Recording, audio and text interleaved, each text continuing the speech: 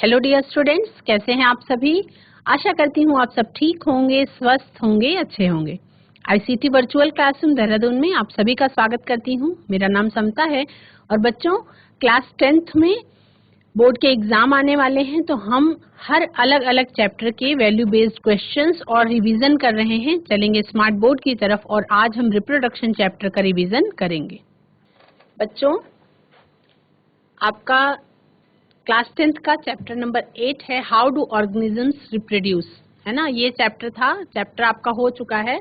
Chapter के question answers एक बार मैं आपसे हिंदी में चर्चा कर चुकी हूँ।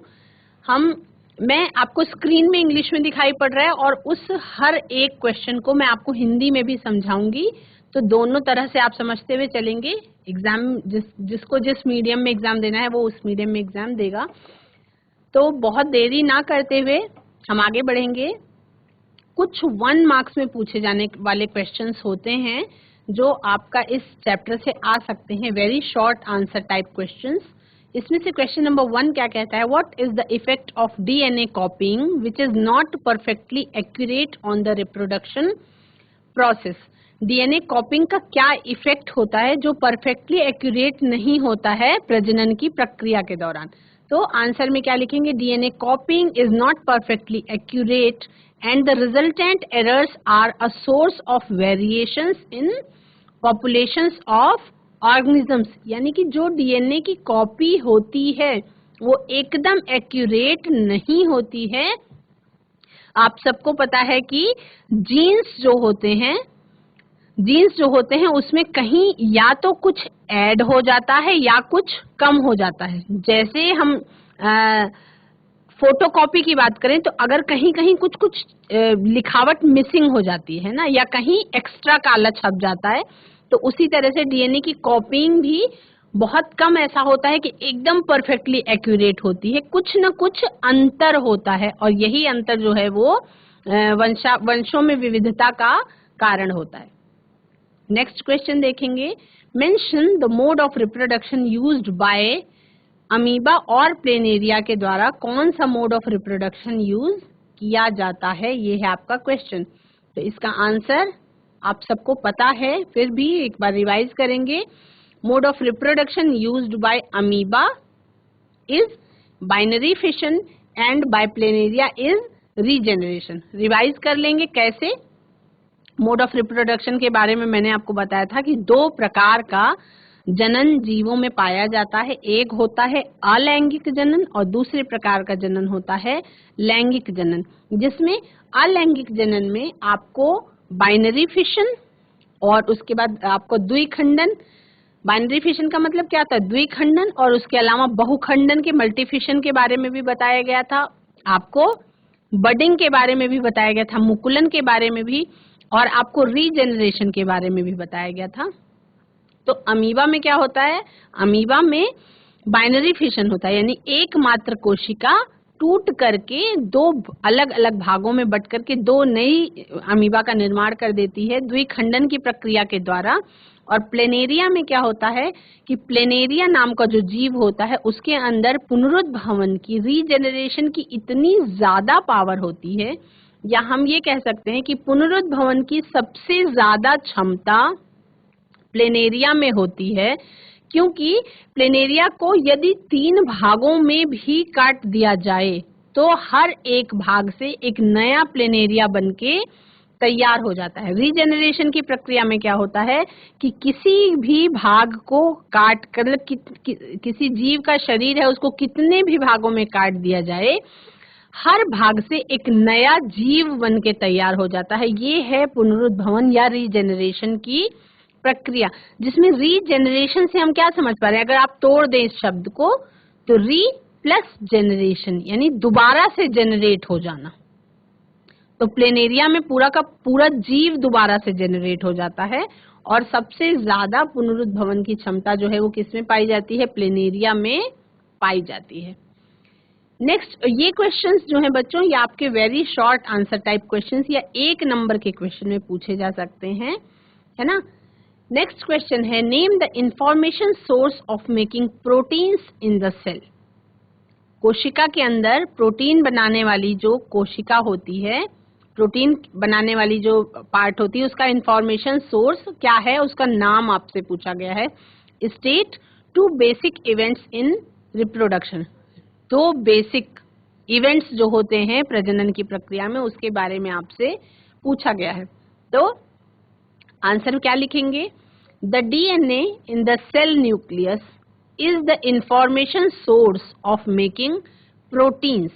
जो प्रोटीन्स का निर्माण होता है उसकी सूचना किसके पास मौजूद होती है? कोशिका में पाई जाने वाली केंद्रक के अंदर जो डीएनए प्रेजेंट होता है उसमें प्रोटीन्स को बनाने वाली सूचना निहित होती है।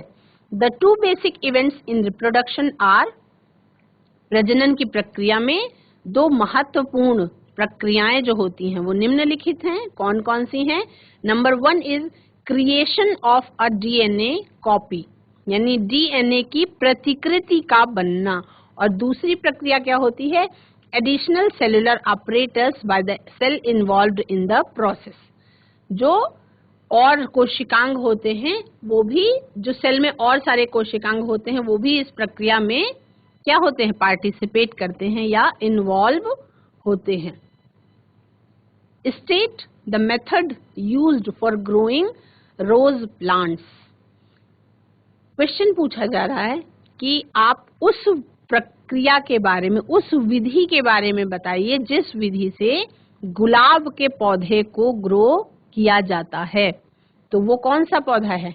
आंसर में लिखेंगे artificial methods of vegetative propagation, यानी कि कृत्रिम कायिक प्रवर्धन। आर्टिफिशियल वेजिटेटिव प्रोपोगेशन यानी कि कायिक प्रवर्धन की कृत्रिम विधियों के द्वारा रोज प्लांट को ग्रो किया जाता है। Like cutting are used to grow rose plants. आप सबको पता है कि यदि हम दैनिक जीवन में हो रहे क्रियाकलापों से अटैच रहते हैं और आप चीजों के बारे में जानकारी रखते हैं तो ये पॉइंट आपको पहले से ही पता होगा कि गुलाब के पौधे की, आपने सुना होगा कि गुलाब के पौधे की डाली को अगर काट के तिरछा और जमीन में लगा दिया जाता है तो उससे एक नया पौधा तैयार हो जाता है ना। तो कटिंग वाला जो तरीका है आर्टिफिशियल कायिक प्रवर्धन का ही एक ये तरीका है जिससे गुलाब के पौधे को ग्रो किया जा सकता है। नेक्स्ट क्वेश्चन है, state what type of method is used for growing jasmine plant. चमेली के पौधे को ग्रो करने का आपका कौन सा तरीका यूज किया जाता है? उसमें भी आपका आंसर में क्या लिखेंगे? Artificial methods of vegetative propagation like layering is used for growing jasmine plant, यानी जैस्मीन प्लांट को ग्रो करने के लिए लेयरिंग की प्रोसेस को अपनाया जाता है। नेक्स्ट क्वेश्चन देखेंगे, name the largest cell present in the human body. सबसे लार्जेस्ट सेल जो है ह्यूमन बॉडी की वो कौन सी है? देखिए क्वेश्चन को ध्यान से पढ़ेंगे। लॉन्गेस्ट सेल नहीं पूछी गई है बच्चों, लार्जेस्ट सेल पूछी गई है, या उसकी जगह पे बिगेस्ट सेल भी पूछी जाती है। लार्जेस्ट सेल होती है in human body, the largest cell present in the human body is ovum, यानी कि जो अंड होता है किसी भी मनुष्य के अंदर का वो सबसे बड़ा सेल होता है। और अगर लॉन्गेस्ट सेल पूछी जाती है तब आप यहाँ पे न्यूरॉन का नाम लिखेंगे, यानी कि तंत्रिका कोशिका का नाम लिखेंगे। और अगर सबसे छोटी सेल के बारे में पूछा जाएगा तब आप शुक्राणु या स्पर्म का नाम लिखेंगे। इसमें आप ये तीनों का तीनों आप नोट कर सकते हैं अपनी कॉपी में, है ना। लॉन्गेस्ट पूछा जाएगा तो आप न्यूरॉन मेंशन करेंगे। यदि आपसे लार्जेस्ट या बिगेस्ट पूछा जाता है तो आप ओवम मेंशन करेंगे। और यदि आपसे स्मॉलेस्ट पूछा जाता है तो आप कौन सी मेंशन करेंगे? तो आप मेंशन करेंगे स्पर्म या शुक्राणु। और यदि आपसे ऊपर वाले क्वेश्चन में भी एक क्वेश्चन बन के आ रहा है, यदि आपसे पूछा जाता है कि मानव शरीर में कौन से अंग में पुनरुद्भवन की क्षमता होती है तो आप वहां पे लिवर सेल्स को मेंशन करेंगे। यदि आपसे मानव शरीर में होने वाले पुनरुद्भवन की क्षमता किस अंग की कोशिकाओं में सबसे ज्यादा होती है, ये क्वेश्चन पूछा जाए। बच्चों, जो मैं बोल रही हूँ मेरी आवाज को ध्यान से सुनते हुए नोट करते चलेंगे। यदि आप नोट करें, यदि मानव शरीर में उपस्थित अंग में पुनरुद्भवन की क्षमता किन कोशिकाओं में सबसे ज्यादा होती है या कौन से अंग की कोशिकाओं में होती है, ये क्वेश्चन पूछा जाए तो आप आंसर में लिखेंगे कि मानव शरीर में पाया जाने वाला यकृत की कोशिकाओं में पुनरुद्भवन की क्षमता होती है, यानी लिवर सेल्स अपने डैमेज को सबसे जल्दी ठीक कर सकती हैं। और कौन सी ऐसी कोशिकाएं होती हैं जिनके अंदर रीजेनरेशन की पावर बहुत कम होती है या हम कह सकते हैं कि नहीं होती, तो वो है हमारी तंत्रिका कोशिकाएं या न्यूरॉन्स। ठीक है, उसके बाद सबसे लंबी, सबसे बड़ी और सबसे छोटी कोशिका के बारे में भी आपने जान लिया। The largest cell present in the human body is ovum. The longest cell present in the human body is nerve cell या neurons, और the smallest cell present in the human body is sperm। ये 3 questions आपके नीचे वाले question से आ रहे हैं। 2 marks में जो क्वेश्चंस पूछे जा सकते हैं बच्चों, उसके बारे में हम बात करेंगे। आई होप कि आपको प्रॉब्लम्स जो हैं वो समझ में आ रही होंगी, क्वेश्चंस किस तरीके से आपको रिवाइज करने हैं, किस तरीके से आपको तैयार करने हैं वो समझ में आ रहा होगा। आप सबको जानकारी यदि हो तो आप उसको अच्छी तरह से एग्जाम में प्रेजेंट कर सकते हैं। अगर आपको पहले से जानकारी हो तो आप उसको अच्छी तरह से प्रेजेंट कर सकते हैं। तो क्वेश्चंस को क्या करेंगे, रिवाइज करते चलेंगे अच्छे से, और उसके बाद हम आगे बढ़ते चलेंगे। जैसा कि मैंने आपको पिछले कुछ सेशंस में 2019 का क्वेश्चन पेपर सॉल्व करवाया, प्रीवियस ईयर का क्वेश्चन पेपर आपको सॉल्व करवाया, जिसमें देखिए आपको इस चैप्टर से रिलेटेड काफी सारे क्वेश्चंस पूछे गए थे। तो ये चैप्टर इम्पोर्टेंट है ना। अब रिप्रोडक्शन चैप्टर से कितने मार्क्स का क्वेश्चन आपका बोर्ड एग्जाम में आता है? रिप्रोडक्शन चैप्टर से 10th के बोर्ड एग्जाम में आपका कितने मार्क्स का क्वेश्चन आता है ना, ये देखने के लिए आपको ये सोचना पड़ेगा कि देखिए 10-12 नंबर से ज्यादा का क्वेश्चन आपको आता है। 10-12 से ज्यादा नंबर का क्वेश्चन आता है आपका। कुछ क्वेश्चंस आपने देखा जब हम प्रीवियस ईयर का क्वेश्चन पेपर सॉल्व कर रहे थे, तो आपने क्या देखा कि कुछ क्वेश्चंस तो मल्टीपल चॉइस होते हैं, यानी कि बहुविकल्पीय प्रकार के प्रश्न होते हैं। कुछ प्रश्न कैसे होते हैं, बहुविकल्पीय प्रकार के प्रश्न होते हैं। कुछ प्रश्न कैसे होते हैं आपके 1 मार्क्स के क्वेश्चन में very short answer type questions होते हैं, यानी कि जिनको आप कह सकते हैं अति लघु उत्तरीय प्रश्न होते हैं। क्या होता है, अति लघु उत्तरीय प्रश्न होता है। और कुछ प्रश्न ऐसे होते हैं जो लघु उत्तरीय प्रश्न की कैटेगरी में आते हैं और वो आपके 2 मार्क्स में पूछे जाते हैं। कुछ क्वेश्चंस ऐसे होते हैं जो आपके 3 अंक में पूछे जाते हैं, और उसके बाद कुछ क्वेश्चन ऐसे होते हैं जो आपके 4 नंबर में पूछे जाते हैं, है ना। आपको रीजेनरेशन और बडिंग, ये आपका क्वेश्चन प्रीवियस ईयर के क्वेश्चन में रीजेनरेशन और बडिंग पूछा गया था कि बडिंग को डायग्राम सहित बताइए और रीजेनरेशन की प्रक्रिया को भी आप डायग्राम सहित बताइए, है ना। आपका वेजिटेटिव प्रोपोगेशन में ब्रायोफिलम की पत्तियों से होने वाला प्रजनन की प्रक्रिया भी पूछी जा सकती है ना। क्वेश्चन जो है वो आपके सारे के सारे इम्पोर्टेंट है, जो भी मैं आपको करवा रही हूँ, है ना। तो इसको आप देखते चलेंगे, ध्यान से रिपीट करते चलेंगे। आप क्या करेंगे बच्चों, इसको नोट करेंगे, तभी आपको फायदा होगा।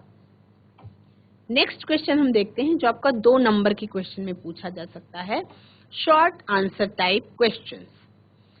बहुत ही सिंपल क्वेश्चन है, लेकिन व्हाट इज रिप्रोडक्शन, प्रजनन क्या है mention the importance of DNA copying in reproduction.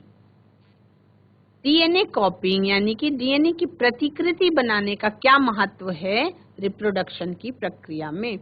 तो आंसर में क्या लिखेंगे? आंसर में लिखेंगे reproduction is the process of producing new individuals of the same species. Reproduction is the process of producing new individuals of the same species by existing organisms of a species. Reproduction कैसी प्रक्रिया है? एक पहले से मौजूद जीव से उसके जैसी नई वंश बनाने की प्रक्रिया जो है वो आपका रिप्रोडक्शन कहलाती है। जैसे एग्जाम्पल के लिए parents, The importance of DNA copying in reproduction are as follows. DNA की प्रतिकृति बनाने की जो प्रक्रिया है प्रजनन में वो किस तरह से महत्वपूर्ण है वो आपका निम्नलिखित है। DNA copying is called DNA replication. DNA की जो कॉपी होने वाली प्रक्रिया है उसको हम DNA का रेप्लिकेशन कहते हैं, DNA की प्रतिकृति बनाने की प्रक्रिया कहते हैं। इस प्रक्रिया में in this process one copy each of replicated DNA will be passed to daughter cells. One copy each of replicated DNA will be passed to daughter cells. यानी कि जब DNA की कॉपी बन गई तो एक कॉपी को डॉटर सेल्स में पास ऑन कर दिया जाता है। यहाँ पे दूसरे नंबर के पॉइंट में लिखेंगे वेरिएशंस में बी इंट्रोड्यूस्ड ड्यूरिंग डीएनए कॉपिंग, यानी डीएनए की प्रतिकृति बनाते समय विविधता भी आ सकती है। This inbuilt tendency for variation during reproduction forms the basis of evolution. और ये जो अंदर से विविधता की टेंडेंसी है रिप्रोडक्शन की प्रक्रिया में, यही विकास का आधार है, यही इवोल्यूशन का आधार है। ठीक है, नेक्स्ट क्वेश्चन हम देखेंगे variation that confirm an advantage to an individual organism only will survive in a population. Justify करना है इस क्वेश्चन को कि वेरिएशन जो है वो एक प्रकार का एडवांटेज है किसी भी इंडिविजुअल ऑर्गेनिज्म के लिए कि वो पॉपुलेशन में सरवाइव करेगा, है ना। उसका आंसर लिखेंगे it is because the chance of survival depend on the nature of variations and different individuals have different kinds of advantages. ये क्यों होता है? सर्वाइवल के चांसेस डिपेंड किस पर करते हैं? नेचर ऑफ वेरिएशन पे, विविधता का जो प्रकृति है उस पर डिपेंड करता है कि चांसेस ऑफ सर्वाइवल कितने होंगे। और अलग अलग इंडिविजुअल्स में अलग अलग काइंड के एडवांटेजेस होते हैं। For example a bacteria that can withstand heat will survive better in a heat wave. एक बैक्टीरिया जो गर्म के साथ, हीट के साथ सरवाइव कर सकता है वो हीट वेव में बेटर सरवाइव करेगा। और उसके अलावा the organisms that are fit in the competitive environment, ऐसे जीव जो प्रतिस्पर्धा वाले माहौल में, प्रतिस्पर्धा वाले पर्यावरण में फिट हो जाते हैं एंड विद ग्रेट वेरिएशंस, और बहुत सारी विविधताओं के साथ भी फिट हो जाते हैं, will be able to survive and adopt. वही आगे सरवाइव कर पाते हैं और मौसम के अनुसार, प्रकृति की अलग अलग परिस्थितियों के अनुसार अडॉप्टेशन की संभावना जिसके अंदर ज्यादा है वो सरवाइव भी कर पाते हैं। दस more of springs and population with genetic variations will survive. इसीलिए ज्यादातर ऑफ स्प्रिंग्स और पॉपुलेशंस जिनके अंदर जेनेटिक वेरिएशन होती है वो सरवाइव कर जाते हैं। जैसे कि अब इस समय में हम देख रहे हैं कि कोरोना वायरस है, कोरोना वायरस जो है समय के साथ अपने आप को बदलते हुए सरवाइव कर रहा है ना। क्या हो रहा है? बदलते हुए सरवाइव कर रहा है, यानी कि एडॉप्टेशन लाते जा रहा है अपने अंदर, म्यूटेंट। आप सबने ये पिछले कुछ समय में जो विपरीत परिस्थितियां आई उनमें ये शब्द हमारे लिए नए नहीं रह गए, जहाँ पे हम बात कर रहे थे कि एक म्यूटेंट आ गया है, एक नया वायरस आ गया है, यानी कि उसने क्या कर लिया, उसने परिस्थितियों के अनुसार अपने आप को एडॉप्ट कर लिया और सरवाइव कर रहा है ना। तो मतलब क्या हुआ, इसका मतलब यही हुआ कि वेरिएशन के कारण ही वो सरवाइव कर रहा है। नेम वन, क्वेश्चन देखेंगे next, name one sexually transmitted disease each caused due to bacterial infection and viral infection. एक ऐसी डिजीज का नाम बताना है जो बैक्टीरियल और वायरल इन्फेक्शन के अंदर आती है। How can these be prevented, उसको कैसे बचाया जा सकता है, प्रिवेंट किया जा सकता है।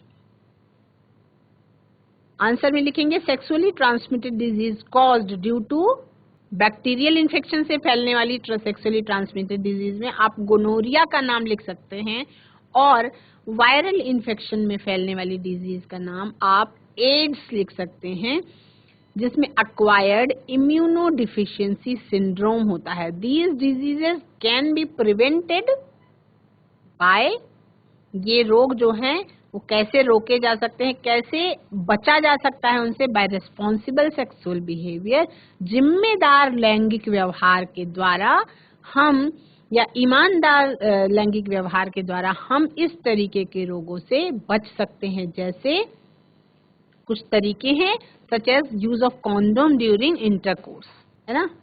नेक्स्ट क्वेश्चन देखेंगे, in the human body, question है और 3 पार्ट्स में पूछा गया है। क्वेश्चन है, in the human body what is the role of, number 1 seminal vesicles, number 2 prostate gland, और उसके बाद क्वेश्चन नंबर का सेकंड पार्ट पूछा गया, list 2 functions performed by testis in human beings, है ना। तो क्वेश्चन क्या है कि मानव शरीर में सेमाइनल वेसिकल्स का क्या काम है और मानव शरीर में प्रोस्टेट ग्लैंड का क्या काम है। तो आप सबको पता है कि ये जो क्वेश्चन है ये मेल रिप्रोडक्टिव ऑर्गन से रिलेटेड है, नर जननांग से रिलेटेड ये क्वेश्चन है, जिसमें सेमाइनल वेसिकल्स का क्या काम है और प्रोस्टेट ग्लैंड का क्या काम है। कंफ्यूज नहीं होंगे, सही सही चीजें लिखेंगे। और क्वेश्चन नंबर का बी पार्ट पूछा जा रहा है, list 2 functions performed by testis in human beings, यानी मानव शरीर में 2 ऐसे क्रियाओं के नाम लिखनी है जो टेस्टिस के द्वारा परफॉर्म की जाती है। तो आंसर में क्या लिखेंगे, the role of seminal vesicles and the prostate gland are as follows. Seminal vesicles में क्या होता है, seminal vesicles produce seminal plasma which is in the form of fluid makes the transport of sperms smooth। Seminal vesicles के कारण उसके अंदर seminal plasma बनता है जो एक प्रकार का द्रवीय पदार्थ होता है, जो क्या करता है, शुक्राणु के ट्रांसपोर्ट को स्मूथ बनाने का काम करता है, यानी कि स्पर्म्स के ट्रांसपोर्ट को आसान बनाता है। दूसरा क्या है, प्रोस्टेट ग्लैंड का क्या काम है, prostate gland secretes prostatic fluid that keeps the sperms alive and helps them to swim vigorously. Prostate gland में क्या प्रोस्टेटिक फ्लूइड सिक्रीट होता है, जिससे क्या होते हैं, शुक्राणु जो है वो जिंदा रहते हैं और स्विम करते हैं आसानी से। ये कहाँ से निकलता है, आपका प्रोस्टेट ग्लैंड के प्रोस्टेटिक फ्लूइड से। ठीक, ये आपका हो गया सेमाइनल वेसिकल का रोल, और दूसरा आपका प्रोस्टेट ग्लैंड का रोल। इसको आप नोट करेंगे, अदरवाइज आपको भूल जाएगा। पार्ट नंबर बी में पूछा जा रहा है, list 2 functions performed by testis in human being. 2 functions performed by testis, या लिखेंगे टेस्टिस के द्वारा 2 क्रियाएं जो की जाती हैं वो निम्नलिखित हैं in human beings are as follows. पहला क्या है, formation of sperms takes place in testis, यानी शुक्राणुओं का निर्माण टेस्टिस के अंदर होता है, या हिंदी में लिखेंगे शुक्राणुओं का निर्माण वृषण के अंदर होता है।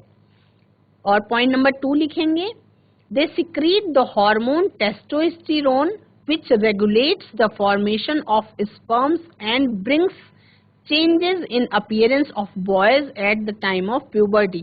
तो ये जो पूरा क्वेश्चन है, ये पूरा क्वेश्चन ही मेल रिप्रोडक्टिव ऑर्गन के बारे में है, जिसमें आपको 3 पार्ट्स के बारे में पूछा गया है। पढ़ाते समय आपको बताया जा चुका है।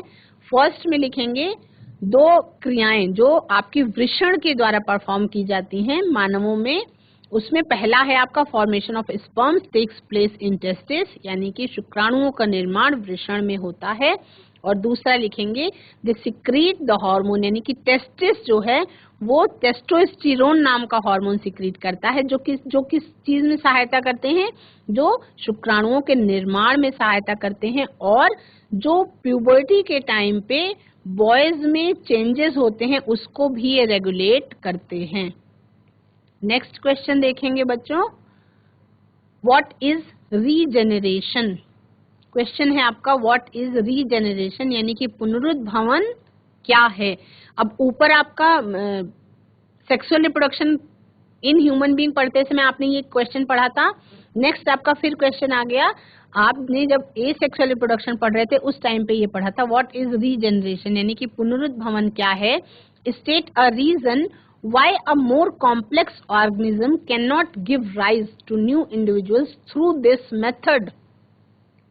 क्वेश्चन हमेशा ही थोड़ा सा ट्रिकी ही आता है एग्जाम में। क्वेश्चन ये पूछा जा रहा है कि पुनरुद्भवन क्या है, ठीक है, और कारण बताइए कि जो कॉम्प्लेक्स जीव हैं जैसे कि मनुष्य हैं, हम केवल अपना एग्जाम्पल ले लेंगे, जैसे मनुष्य हैं तो हम इस मेथड के द्वारा नए इंडिविजुअल को, नए जीव को जन्म क्यों नहीं दे सकते। मतलब शरीर के अगर कई टुकड़े कर दिए जाएं तो क्या नया शरीर हर टुकड़े से बनके तैयार हो जाएगा, क्या ऐसा पॉसिबल है। और अगर ऐसा नहीं पॉसिबल है तो क्यों नहीं पॉसिबल है ना, ये क्वेश्चन पूछा जा रहा है। क्योंकि एग्जाम से बच्चों डरने की कोई जरूरत नहीं होती। एग्जाम जो है बोर्ड एग्जाम वो केवल आपकी लर्निंग एबिलिटी को जांचने के लिए होता है ना। तो एग्जाम से किसी तरीके का फियर फोबिया आपको नहीं होना चाहिए। केवल ये चेक करने के लिए एग्जाम लिया जाता है ताकि ये अंदाजा लगाया जा सके कि आपकी जो सीखने की क्षमता है उसमें कितना डेवलपमेंट हुआ है ना। तो क्वेश्चंस ऐसे पूछे जाते हैं एग्जाम में जिससे आपके दिमाग को मजबूर हो जाना पड़े, किस काम के लिए, तर्क वितर्क के लिए। आप क्लास में खड़े होकर क्वेश्चंस नहीं पूछते हैं, लेकिन एग्जाम में एग्जामिनर आपसे ऐसे ही क्वेश्चन पूछता है जिससे आपके माइंड को मजबूर हो जाना पड़े तर्क वितर्क के लिए।